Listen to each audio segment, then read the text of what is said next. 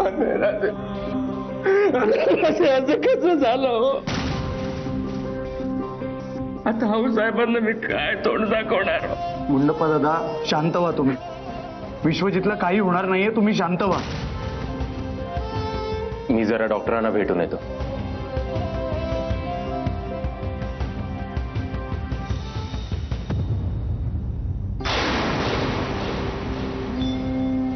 गुंडप्पा दादा, आजपर्यंत प्रत्येक वेळी तुम्ही आमच्या पाठी कणखरपणे उभे होतात. आजही आम्हाला त्याची गरज आहे. असं हळवं होऊन तर नाही चालणार ना. पण आलाय राजे, हे मधुला अशा अवस्थेत बघून मी शांत कसा बसणार जी? अरे आता तूच वाचव रे विश्वजितला.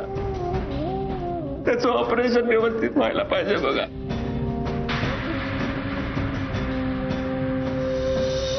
दादा, काय म्हणाले डॉक्टर? डॉक्टरांनी सांगितलंय की विश्वजीतची कंडिशन खूप सिरियस आहे.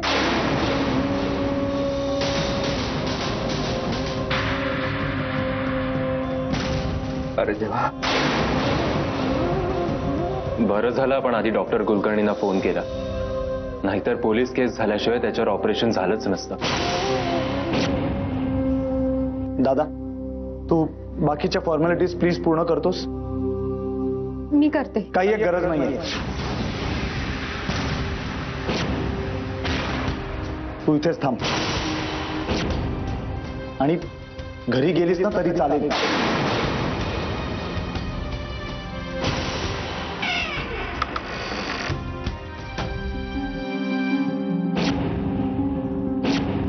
डॉक्टर साहेब, कसं आहे विश्वजित आता?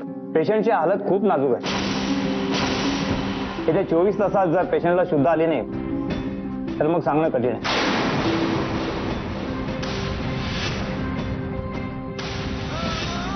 अरे देवा.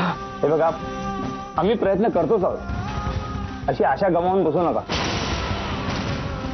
हे बघा, मी जरी डॉक्टर असलो ना तरी चमत्कारांवरती माझा विश्वास आहे. पेशंटच्या डोक्याला खूप दुखापत झाली आहे, त्यामुळे त्याची प्रकृती नाजूक आहे. पण आपण आशा करूया की ते लवकरच शुद्धीवर येतील.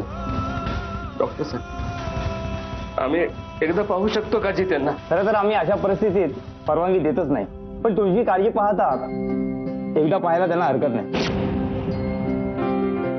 पण हो, एकदम गर्दी करू नका, लांबूनच पहा. पेशंटला आताच आयसीयू मध्ये शिफ्ट केलंय. चल चल. एक मिनिट, तुला याची काहीच गरज नाहीये. तू इथेच थांब. अनय,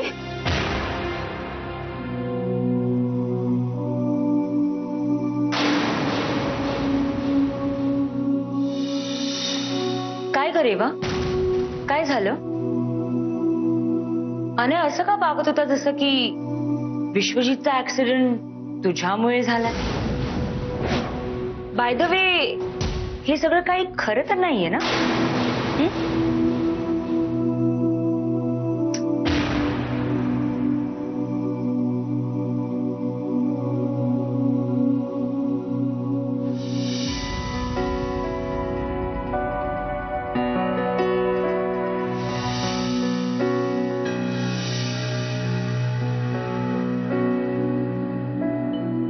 मधु, प्लीज पेशंटला डिस्टर्ब होण्यासारखं असं काही करू नका.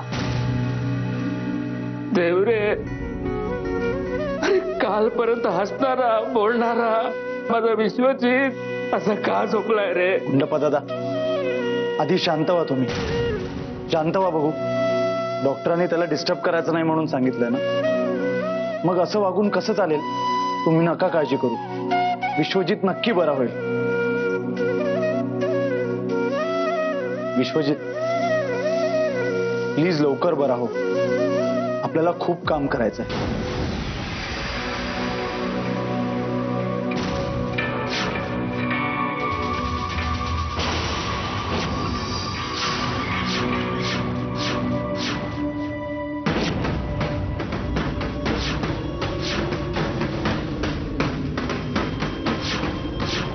सिस्टर, बघा ना, त्याची तब्येत अचानक खराब झाली आहे. जरा डॉक्टरला बोलवा. Doctor, Vishwajit, doctor.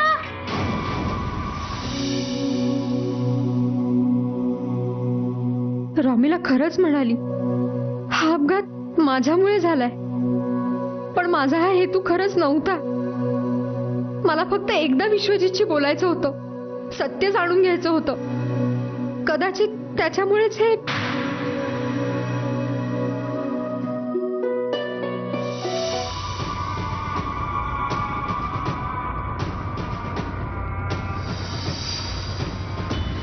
मी तुम्हाला सांगितलं होतं ना की पेशंटला डिस्टर्ब करू नका म्हणून. तुम्ही प्लीज बाहेर थांबा.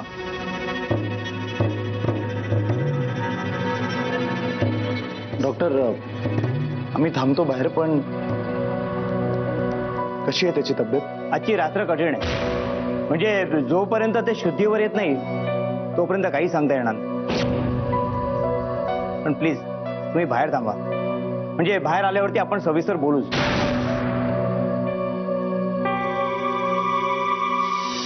देवा, मी चुकीचं वागले. उगाचच मनात शंका घेतली आणि त्यांना आरोपी ठरवून मोकळी झाले. पण खरंच त्यांच्या बायकोवर त्यांचं जीवापाड प्रेम होतं. पण आता मला माझी चूक कळलीये. मला क्षमा कर देवा. याची शिक्षा मी भोगायला तयार आहे, पण विश्वजितजींना या सगळ्याची शिक्षा देऊ नकोस. माझा असा काही हेतू नव्हता देवा. त्यांना काही झालं ना तर मला कधीच माफ करू शकणार नाही, कधीच नाही.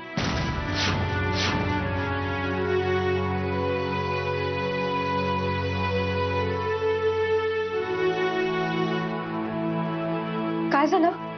काय म्हणाले डॉक्टर? कशी आहे त्यांची तब्येत? जास्त सिरियस नाही आहेत ना? बाद झालं रेवा. एवढं सगळं झालं तरी खुश नाहीयेस तू? काय हे सगळं करतेस? का दाखवायचा प्रयत्न करतेस की तुला खूप काळजी आहे त्याची? ते नाही राजे, अहो जे घडलंय त्याच्यामध्ये रेवकाचा काय दोष आहे जी? मी मगापासून बघतोय तुम्ही त्यांच्याशी असं का वागताय हो? का वागताय? गुंडप्पा दादा, तुम्हाला जर कळलं ना तर तुम्हालाही खूप राग येईल. विश्वजितच्या ह्या अवस्थेसाठी हीच जबाबदार आहे.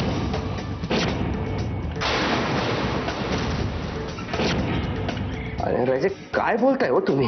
हो, हे सगळं व्हायच्या आधी विश्वजित आमच्या घरी आला होता.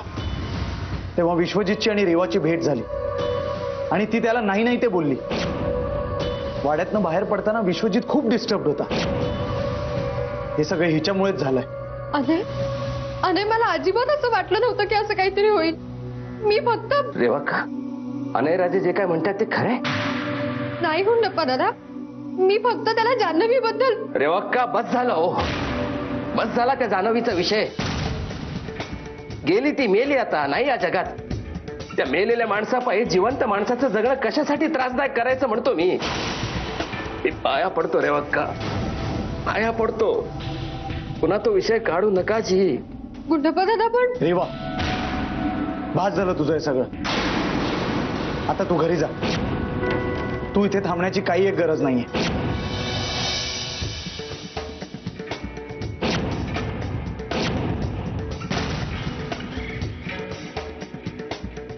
मी सांगतोय ना तुला, तू घरी जा म्हणून.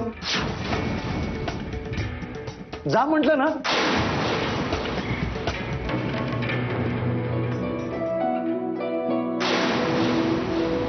अरे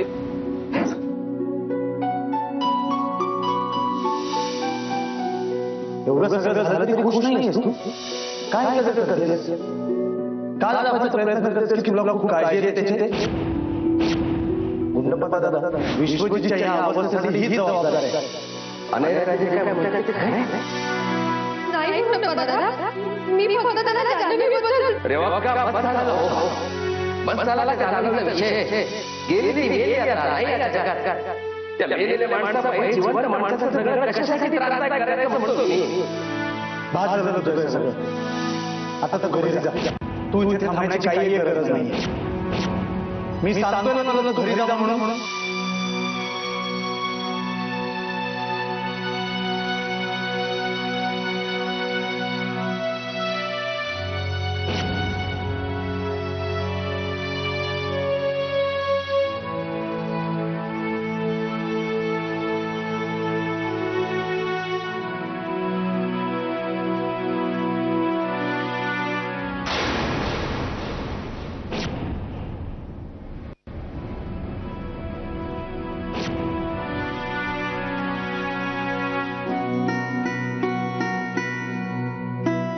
गेल्यानंतर आज पहिल्यांदाच या खोलीत आले. खर तर तुम्ही आल्यानंतरच ही खोली उघडणार होते, पण आज माझ्याकडनं खूप मोठी चूक घडली आणि म्हणूनच त्याची माफी मागण्यासाठी मी इथे आले. आऊसाहेब, आजपर्यंत या घरातल्या लोकांनी माझ्यावर खूप आरोप केले, पण प्रत्येक वेळेला तुम्ही सत्याची साथ दिली आणि सगळ्या कठीण परिस्थितीतून मला बाहेर काढलं.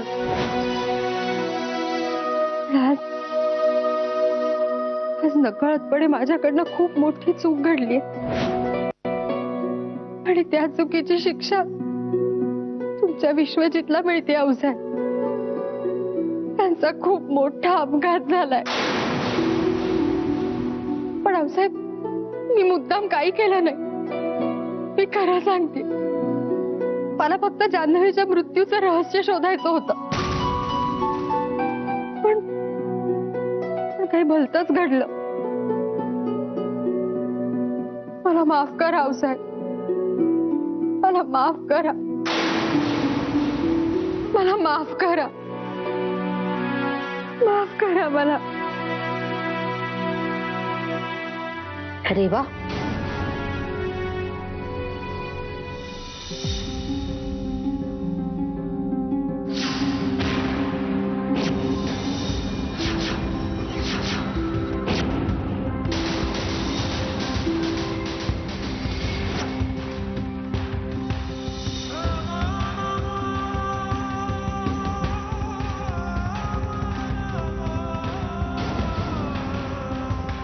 आऊसाहेब, तुम्ही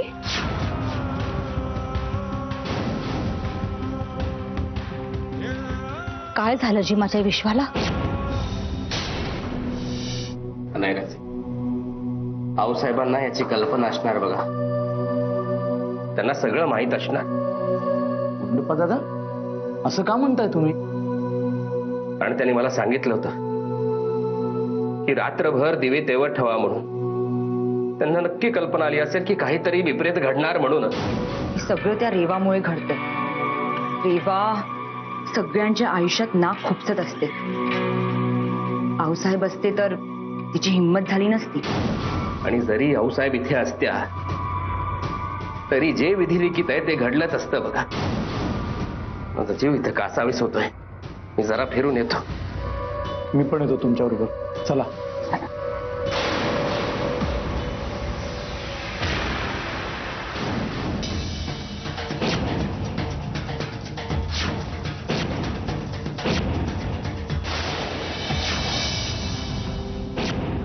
गुंडप्पा, तुम्ही आमच्या विश्वजितला नाही सांभाळू शकलात की ओ? अनय राजे, तुम्हीही होता इथे.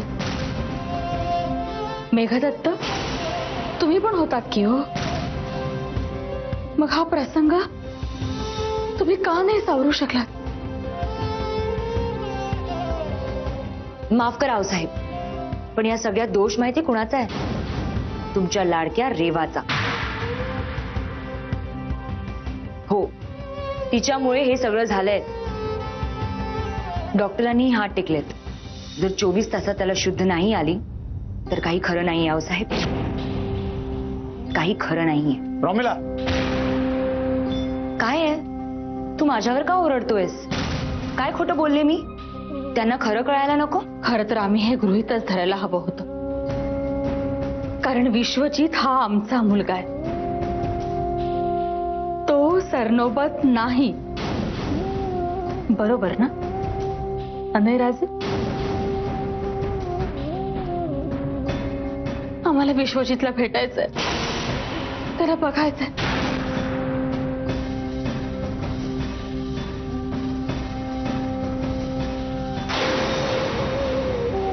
तू इथेच थांब रेवा, तेच बरंय. तुझ्यामुळे हे सगळं घडलंय. आता आत आलीस ना तर जीव जायचा बिचाऱ्याचा. प्लीज हा.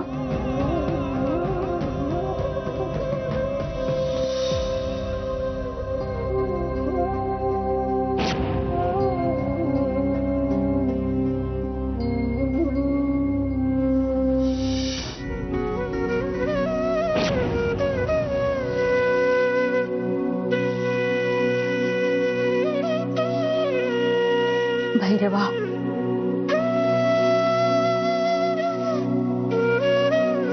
आई म्हणून याच्या डोक्यावरनं हात फिरवावा असा अनेक वेळा मनात आला आमच्या, आणि तो योग आज आला. तोही असा. विश्वजीत, तुम्ही आलात तेव्हा आम्ही आजारी होतो, आणि आज आम्ही तुम्हाला भेटायला आलो तर तुम्ही आजारी आहात. पण आम्हाला खात्री आहे तुम्ही नक्की बरे व्हाल. आम्ही तुम्हाला बरं करू. सिस्टर जी, यांना शुद्धीवर यायला आणखीन किती वेळ लागेल? सांगता येत नाही. आम्ही खूप प्रयत्न केलेत. आता काहीतरी चमत्कारच झाला पाहिजे.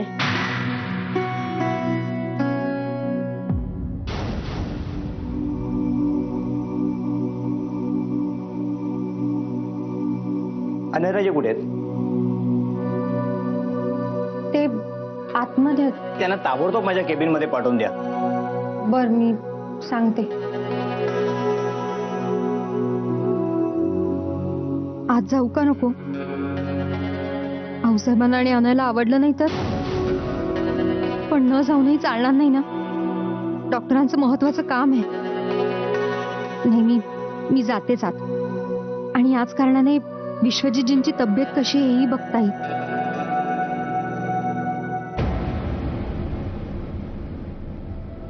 आऊसाहेब, शांत व्हा. सगळं ठीक होईल.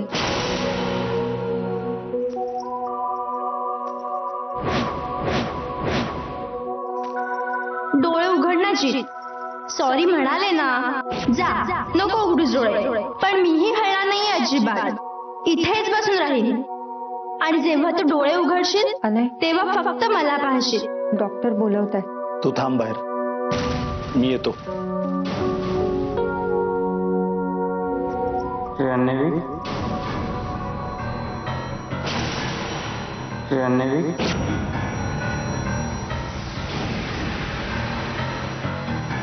डॉक्टर, डॉक्टर, जान्हवी, एक मिनिट. जान्हवी,